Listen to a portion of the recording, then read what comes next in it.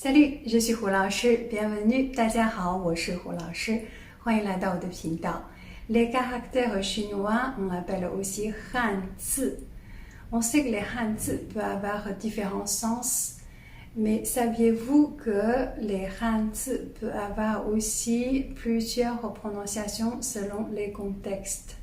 Ce genre de caractère, on l'appelle duoyinzi. Duo, ça veut dire multiple ou beaucoup. Yin, c'est prononciation.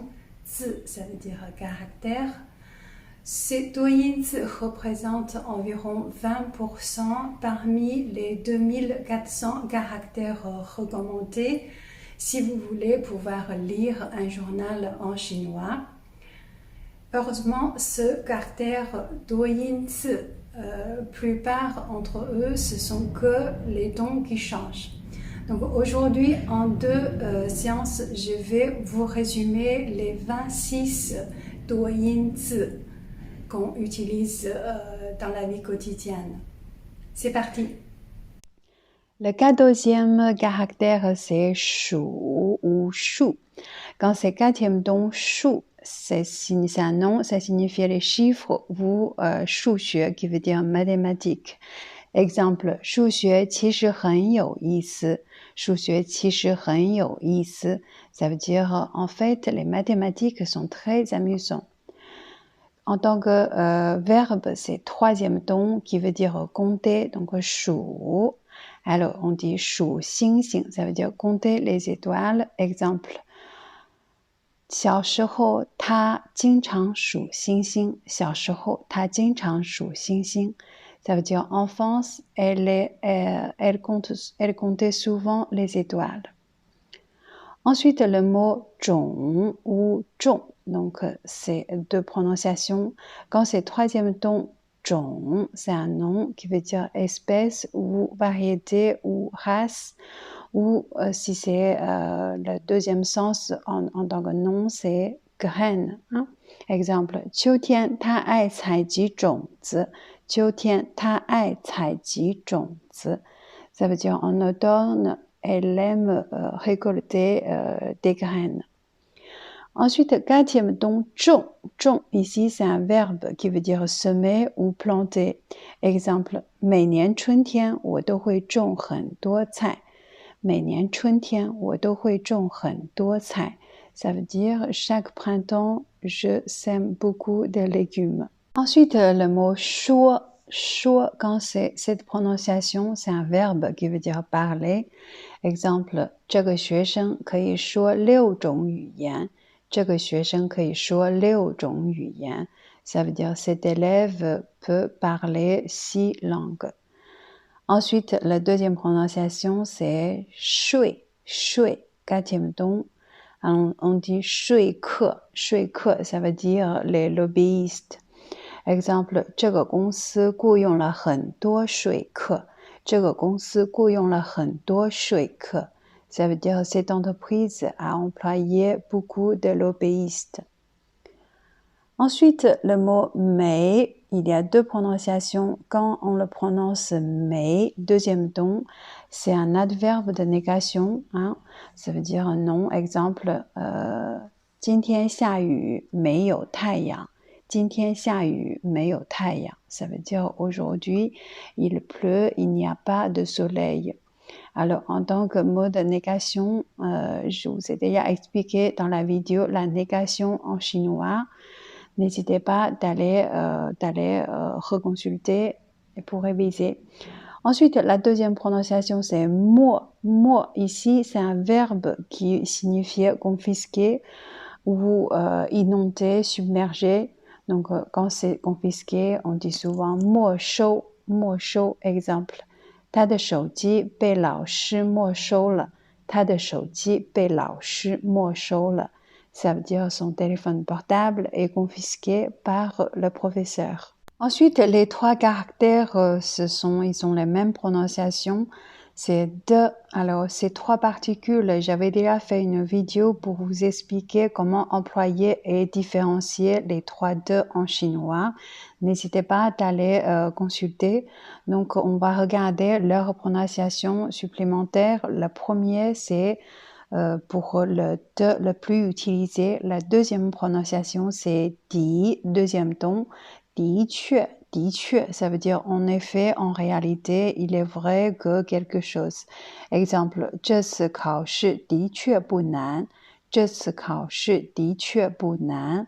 Ça veut dire cette fois, cet examen, en effet, n'est pas difficile. Ensuite, la troisième prononciation de c'est di. Di, on dit mudi. Mudi, ça veut dire destination ou but. Exemple, 学习的目的是什么？学习的目的是什么？ Ça veut dire quel est le but de l'apprentissage. Ensuite, le de suivant, il y a deuxième prononciation, c'est di. Alors, di, qui veut dire un lieu ou un endroit. On le combine souvent avec le mot 方, donc 地方. Exemple, 哥哥去过很多地方。哥哥去过很多地方. Ça veut dire grand frère a été dans de nombreux endroits. Ensuite, le troisième de, il y a trois prononciations aussi. Donc, à part le de en ton léger, le deuxième, c'est de, deuxième ton. De, ici, ça veut dire, c'est un verbe qui veut dire obtenir, gagner ou bien acquérir. Exemple, 在中国，他得到了很多人的帮助。在中国，他得到了很多人的帮助。Ça veut dire, en Chine, il a reçu l'aide de beaucoup de personnes. Troisième prononciation de ce de est dei. Dei, aussi, c'est un verbe qui veut dire devoir, avoir besoin de faire quelque chose. Exemple, 我得去图书馆。我得去图书馆。Ça veut dire je dois aller à la bibliothèque. Le mot bien ou bien de prononciation, quand ça prononce bien, deuxième ton, c'est un adjectif, on dit bien, ça veut dire bon marché, pas cher. Exemple, 那儿的房子很便宜。那儿的房子很便宜。Ça veut dire là-bas, les maisons sont bon marché, les maisons sont pas chères. La deuxième prononciation, c'est quatrième ton, bien, bien. Alors, on dit 方便. Alors, 方便, il y a deux sens. Le premier sens, c'est un adjectif qui veut dire pratique. Exemple, 他住在市中心，很方便。他住在市中心，很方便。Ça veut dire il habite en centre-ville et très pratique.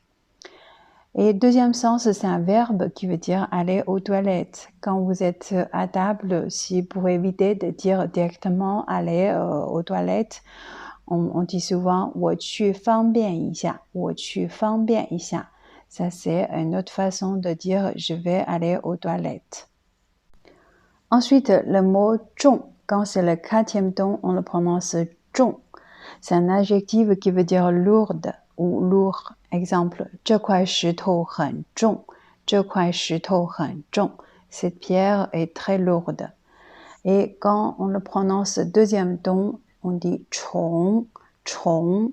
On dit souvent 重复. 重复, c'est un verbe qui veut dire répéter. Exemple, 西西弗斯每天重复同一件事。